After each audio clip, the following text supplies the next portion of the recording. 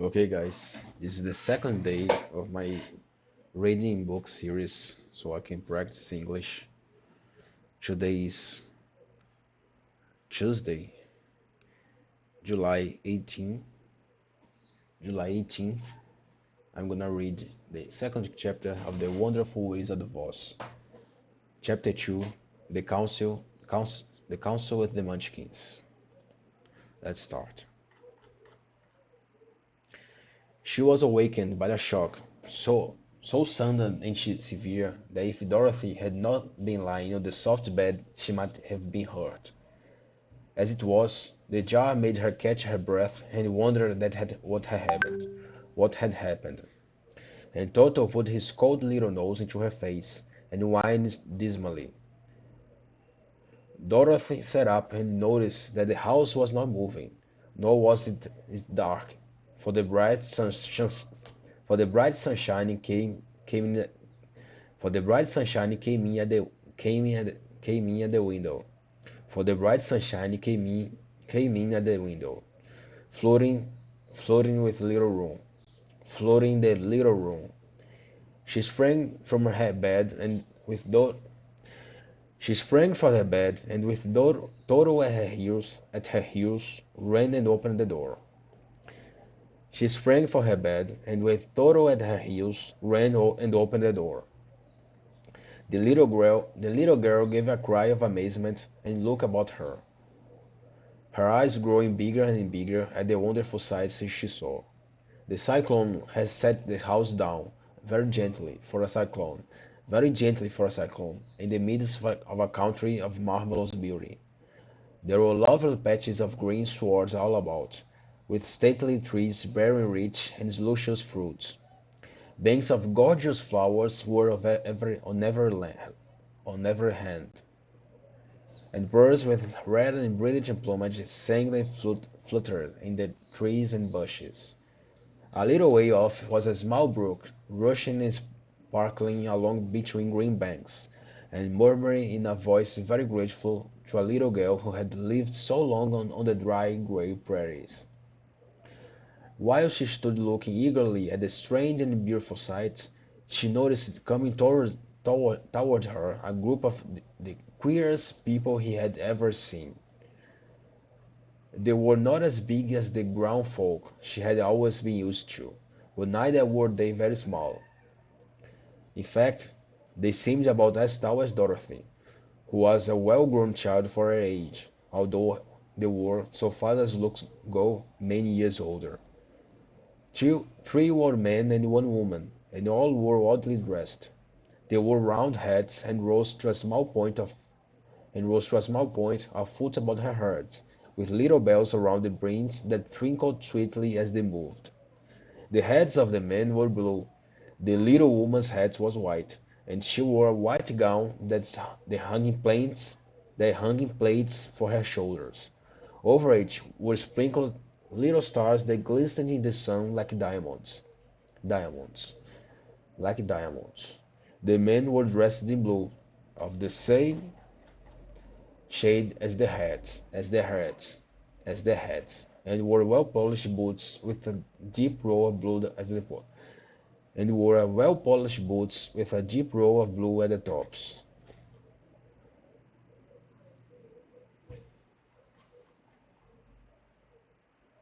The men, Dorothy thought, were about as old as Uncle Henry, for two of them had beards. But the little woman was doubtless much older. Her face was covered with wrinkles, and her hair, her hair, her hair, her hair, her hair was nearly white, and she walked rather stiffly. Her hair, her hair was nearly white, and she walked rather stiffly. When these people drew near the house where Dorothy was standing in the doorway, they paused and whispered among themselves, as if afraid to come farther. But the little old woman walked up to Dorothy, made a low bow, and said in a sweet voice, you are welcome, most noble sorceress, to the land of the Munchkins. We are so grateful to you for having killed the wicked witch of the East, and for setting our people free from the bondage. Dorothy listened to this speech with wonder. What could the little woman possibly mean by calling her a sorceress and saying she had killed the wicked witch of the West? Dorothy was an innocent, harmless girl who had been carried by a cyclone many miles from home, and she had never killed anything in all her life. But the little woman evidently expected her to answer, so Dorothy said, with hesitation, "You are very kind, but there must be some mistake. I have not killed anything." "Your house did, anyway," replied the little old woman with a laugh.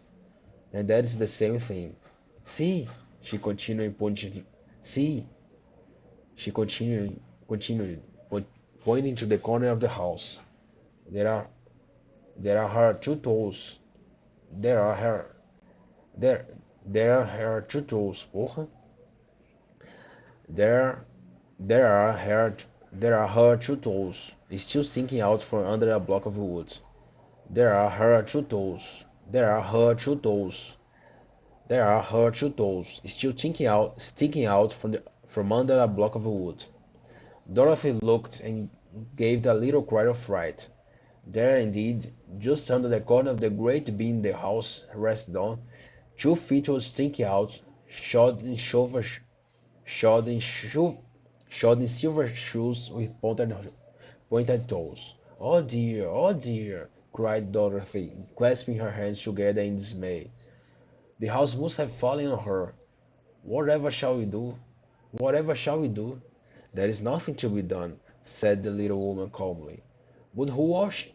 But who was she? But who was she? But who was she?" asked Dorothy. "She was the Wicked Witch of East. She was the Wicked Witch of the East, as I said," answered the little woman.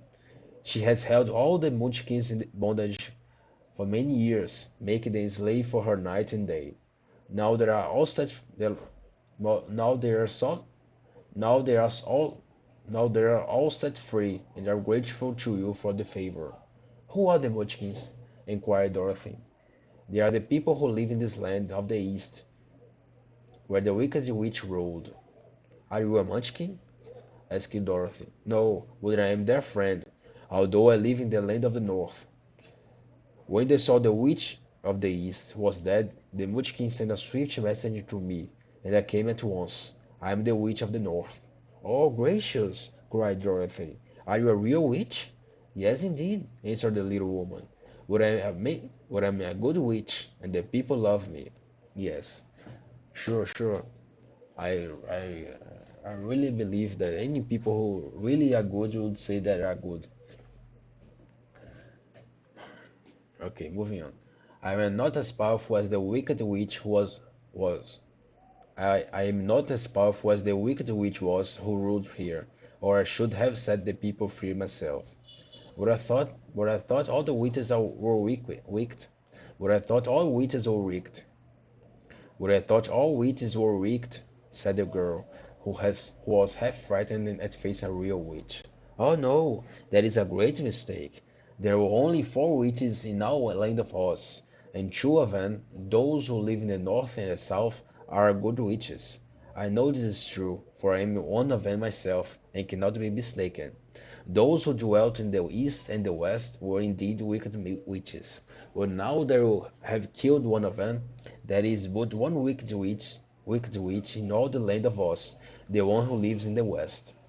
"But," said Dorothy, said Dorothy after a moment's thought, "Aunt Em always told me that witches were all dead years and years ago." "Who is Aunt Em?" inquired the little old woman. "She's my aunt who lives in Kansas, where I came from." The witch of the north seemed to think for a time, with her head bowed and her eyes upon the ground. Then she looked up and said, I do not know where Kansas is, for I have never heard the country mentioned before. But tell me, is it a civilized country?" "Oh, yes," replied Dorothy. "Then that accounts for it. In that civilized countries, I believe there are no witches left, no wizards, no sorcerers, no magicians. But you see, the land of Oz has never been civilized, for you are cut, for you are cut off from all the rest of the world. Therefore, we still have witches and wizards among us. Who are the wizards? Asked Dorothy. Oz himself is the great wizard, answered the witch, sinking her voice to a whisper. He is more powerful than all the rest of us together. He lives in the City of Emeralds. Dorothy was going to ask another question, but just then the Munchkins, who had been standing silent by, gave a loud shout and pointed to the corner of the house where the wicked witch had been lying. "What is it?" asked the little old woman, and looked and began to laugh. The feet of the dead witch had disappeared entirely and nothing was left but the silver shoes. She was so old, explained the witch of the north, that she dried up quickly in the sun. That is the end of her. But the silver shoes are yours, and you shall have them to wear. She reached down and picked up the shoes, and after shaking the dust out of them, handed them to Dorothy. The Witch of the East was proud of those silver shoes, said one of the Munchkins, and there is some charm connected with them. But what it is we never knew. Dorothy carried the shoes into the house, and placed them on the table. Then she came out again to the Munchkins and said, "I'm anxious to get back to my aunt and uncle, for I'm sure they will worry about me. Can you help me find the way?" The Munchkins and the witch first looked at one another and then at Dorothy, and they shook their heads. The Munchkins and the witch first looked at one another and then at Dorothy. The Munchkins and the witch first looked at one another and then at Dorothy, and then shook their heads. "At the east, not far from here," said one, "there is a great desert. There is a great desert, and none could live across it." "It is the same at the south," said another, "for I have been there and seen it. The south is the country of the Quadlings." "I am told," said the third man, "there is the same at the west, and that country where the Winkies live is ruled by the wicked witch of the west, who would make you her slave if you pass her way." "The north is my home," said the old lady, "and at its edge is the same great desert that surrounds this land of Oz. I'm afraid, my dear, you'll have to live with us." Dorothy began to sob at this, for she felt lonely among all these strange people. Her tears seemed to grieve the kind-hearted Munchkins, for they immediately took out their handkerchiefs and began to weep also. As for the little Dorothy began Dorothy began to sob at this, for she felt lonely among all these strange people. Her tears seemed to grieve the kind-hearted Munchkins, for they immediately took out their handkerchiefs and began to weep also. As for the little old woman, she took off her cap and balanced the point on the end of her nose, while she counted 1, 2, 3 in a solemn voice. At once, at once the cap changed to a slate, on which was written in big white chalk marks, "Let Dorothy go to the City of Emeralds." The little old woman took the slate from her. No, the little old woman took the slate from her nose, and, having read the words on it, asked, Is your name Dorothy, my dear?" "Yes," answered the child, looking up and drying her tears. "Then you must go to the City of Emeralds. Perhaps, perhaps Oz will help you." "Where is this city?" asked Dorothy. "It is exactly in the center of the country. It is ruled by Hor, and is ruled by Oz, the great wizard I told you of." Is he a good man?" inquired the girl anxiously. "He is a good wizard. Whether he is a man or not, I cannot tell, for I have never seen him." "How can I get there?" asked Dorothy. "You must walk. It is a long journey, through a country that is sometimes pleasant and sometimes dark and terrible. However, I will use all the magic arts I know of to keep you from harm. Won't you go with me?" pleaded the girl, who had begun to look upon the little old woman as her only friend. "No, I cannot do that," she replied. but I'll give you my kiss, and no one will dare to injure a person who has been kissed by the Witch of the North." She came close to Dorothy and kissed her gently on the forehead, where her lips touched the girl and left a round, shiny mark, as Dorothy found out soon after. "The road, the road to the City of Emeralds is paved with yellow bricks," said the witch, "so you cannot miss it.